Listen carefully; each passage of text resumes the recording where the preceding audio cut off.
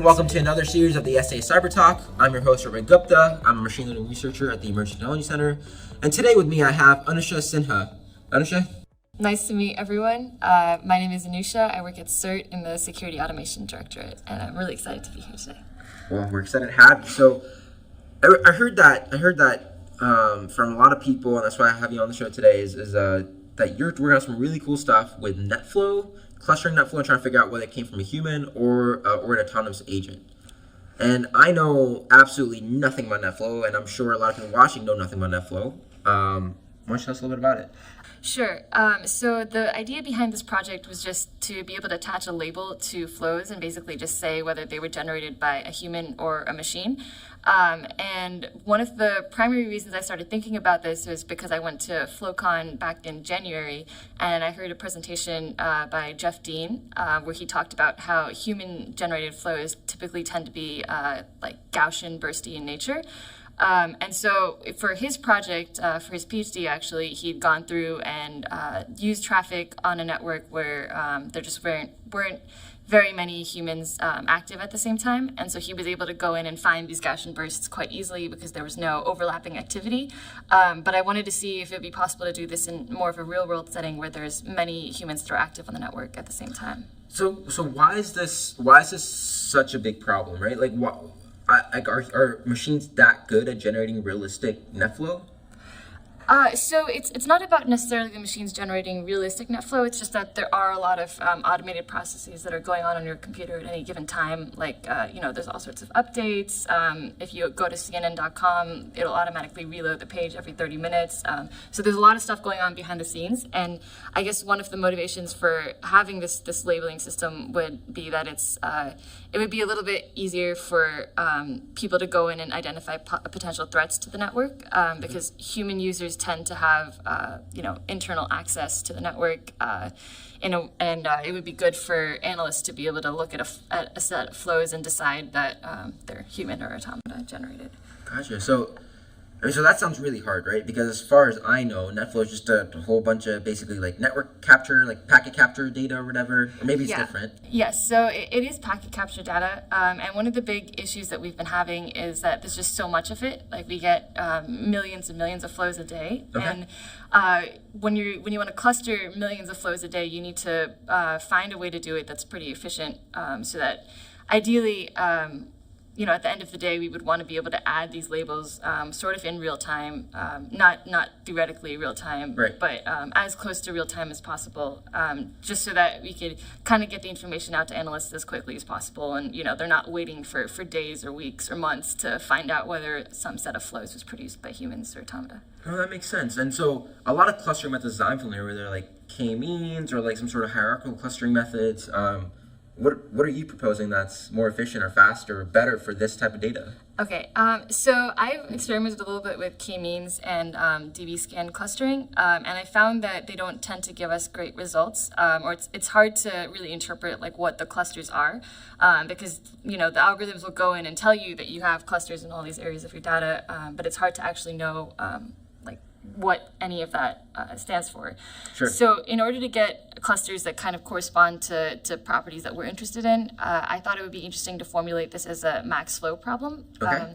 Because the max flow problem is used kind of along with its dual, which is the min cut problem in a lot of partitioning problems. Okay. And so the idea was basically we create a virtual flow network, which is different from NetFlow.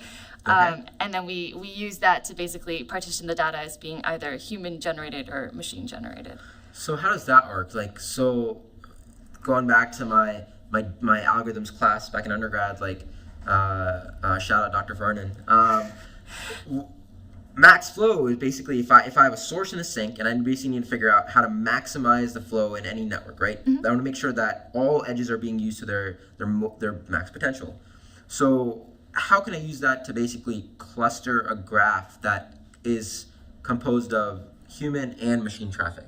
Okay, so just to give you to start constructing this graph, the first thing that we want to do based on prior research by Jeff Dean, the guy who gave the FlowCon talk, he said we should look at server IPs because the activity over server IPs tends to be this like Gaussian kind of shape when it's produced by humans or human originated. So we basically start by making a bunch of nodes in a graph where each node corresponds to a server IP. And then we make two supernodes. So we have like a human supernode and an autonomous supernode. And they're called supernodes because we have an edge that goes from the human node to every single other server IP node, and same thing with the autonomous node. And then the idea is that we just want to find ways to attach weights to these edges in a way that makes sense, such that we could find a minimum cut or a partitioning through the network that results in a split that we're interested in and would kind of correspond to human and autonomous activity. Gotcha. So basically, because of these supernodes, I can get from any point in the network to any other point via the supernode, right? So actually, I guess I should clarify that the supernodes are kind of the source and the sink. Okay. Yeah. Okay. Yeah. And then, so once we have these supernodes set up, we also set up an edge between every pair of internal nodes, like all the server IP nodes. So now we have like these two sets of supernodes with edges going to them on either side of the network. So there's a source and a sink, and then we have all of the internal edges within the network as well. So then now the problem is just how do we assign weights to these edges in a way that's meaningful, right? Right. And so to start doing that, we want to take Jeff Dean's idea that these bursts of human activity are Gaussian in nature. So I started by building a Gaussian mixture model for each server IP to basically assign a probability of whether it belongs to some combination of like human generated bursts, or if it is very unlikely to belong to any of those bursts. Sure. So then for each server IP, you know that it has one edge that goes to the human supernode and one edge that goes to the autonomous supernode. So we assign the edge that's going to the autonomous supernode with the probability that's going to be autonomous based on the GMM, and the same thing for the edge that's going to the human supernode. So we basically do that for all of the server IP nodes. Gotcha. And so this sounds to me like it's probably a more efficient method than k-means for large graphs, right? Because k-means is probably terrible the larger and larger and larger my input size gets, right? But we have I assume, again, I don't know the research in this role. I assume that our max flow methods or graph methods are a lot more well developed for large graphs than k-means is. So it's actually not. Unfortunately, the Maxwell algorithms tend to be polynomial in the number of edges, and so as I mentioned before, that we have all these internal edges between the server IP nodes, and so those edges. Also, just to go back real quick, we assign weights to those edges based on the similarity of two server IPs. So you could use all sorts of metrics. You could use, whether they come from the same subnet or whether they're active around the same times to basically assign those weights. But then now we have this problem where if we have thousands or millions of IPs that we're interested in, now we have that number squared internal edges. And then the Maxwell algorithm is going to take, some multiple of that. That number of edges in order to run. I think it's the number of edges squared typically is the time you can expect. Gotcha. So what can you do when you have huge networks like this? So one of the ideas that I'm really interested in pursuing going forward is looking into spectral sparsification of the graph.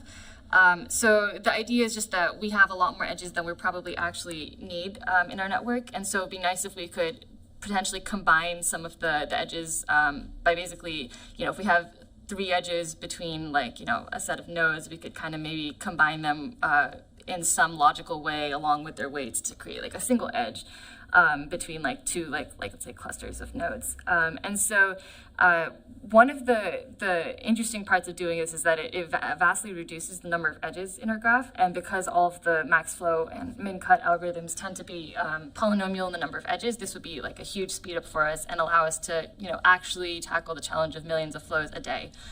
And then, so when we're going about actually doing this sparsification, one of the interesting abstractions that I've found is that you can kind of consider the graph in the resistive model of the graph.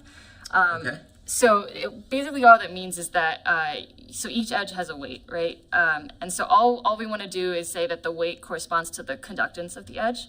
So the higher the weight, the more conductance conductive it is. And then there's a paper by Spielman and Tang, which we will link below. And they basically go through and say that if you sample the edges in the original graph with a probability proportional to the effective resistance of that edge in the resistive model of the graph, you get a spectral sparsifier. And so basically, I just want to go through and actually implement that, probably using the Johnson-Lindenstrauss embedding to actually calculate the effective resistance for each edge. I wish I knew as much about graphs as you do. What I do know about it is machine learning. So let me hop back a little bit. Okay. And I apologize to the audience. You're probably like trying to build a graph of like where we jump back and forth in the conversation. But what did you expect coming to a graph talk? So you're trying to fit this Gaussian mixture model onto this data to try and figure out which cluster it belongs to. Could you do something more interesting like fit a generative model instead, or maybe make the GMM in a generative fashion such that we can actually generate flow from one class or another? Yeah, I would actually be really interested in doing that because right now, in terms of kind of validating my results, I'm mostly just going by, well, do we see like spikes of human activity during the day when we would expect to, and do we also see spikes of really regular spikes of automated activity like overnight when there shouldn't be any humans active on the network. But it's not really like a great metric to use because it's very hand wavy and wishy-washy. So it'd be nice to have some sort of data that we could generate in a specific class to kind of help validate our results. Well, that's honestly fascinating. I don't think I know as much about graphs as I thought I did before. I feel like I left a bit dumber, but probably for the best reasons. Hopefully you guys don't feel the same way. I'll definitely have to go up and look at some of these resources that you linked to. If there's probably like one or two things you would recommend the audience to read, what would they be? So it would be the dissertation by Jeff Dean. It's called A Systematic Assessment of Network Flows, I believe. We'll link it below. And he just does a great job of going into the background of specifically why we're interested in detecting these human users on the network, the work that he's done so far, like why he decided that human activity is kind of Gaussian in nature. And he also gave a really good talk at FlowCon 2019. So if you prefer to see it in kind of a visual presentation, you can go ahead and look that up as well. And then there's two papers, one by Spielman and Tang and one by Spielman and Srivastava, which talk about spectral sparsification using effective resistance. So I'd also check those out if you want a better idea of how that would work. Awesome. Well, thank you so much. That's a lot for me right now. I'm sure it's a lot for the audience, but as you guys know already, if you guys want more information, feel free to shoot me or Anusha an email, or better yet, just email info@sci.cmu.edu, and we hope to see you guys next time. If you guys enjoy what we're talking about and you want to hear more, get notified of each SEI Cyber Talk episode by clicking the subscribe button below.